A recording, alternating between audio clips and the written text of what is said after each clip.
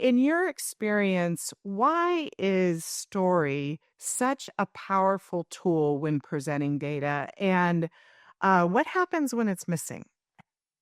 I think it's the most important thing that you can add to your data because we aren't as good as we think we are. Our data is not as strong as we think it is.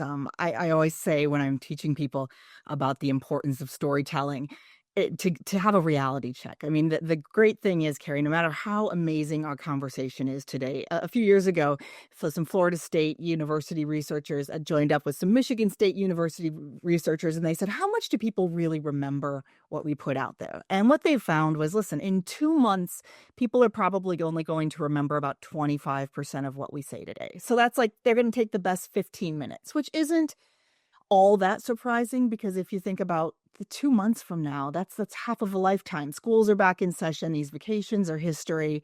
It makes sense. But this is the part that I honed in on. They say by 8 hours from now, by the time folks are eating dinner or done for the day, closing their laptop, they're already going to have forgotten a third to a half of what we say today, a third to a half. So no matter how amazing we are, they're not sticking with us. What we're telling them is not sticking with them. And so how do you increase the stickiness?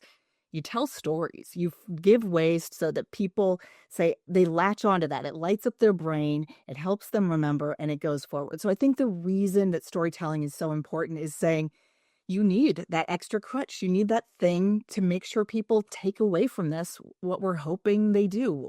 If they're going to invest an hour, let's give them the best 15 minutes 2 months from now that they can have. When you don't have it, you risk what falls into the other 45 minutes. What are you losing that you really wanted to get across? That's why I'm a big fan of stories.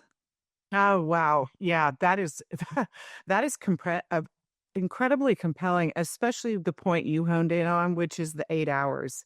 I mean, a mere 8 hours later. And the fact of the matter is that there are so many brilliant people that spend their career focused on analyzing data, coming up with results to have a meaningful impact. And that's not going to be achieved if that can't be remembered. If it doesn't inspire action, if it doesn't inspire change.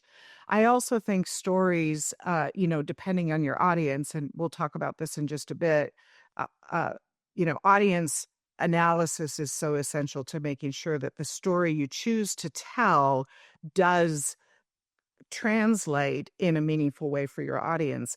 And the point I'm trying to make is story two can help make complex data so much more accessible to people, especially if it's non-technical people that perhaps you're trying to present to.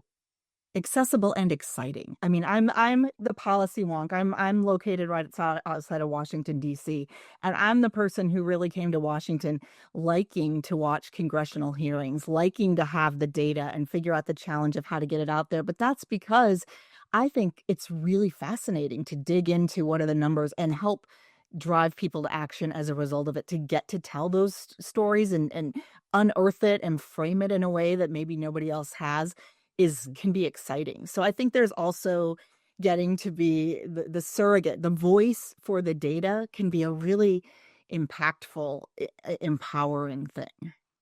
Completely, completely. I love that. The voice for the data.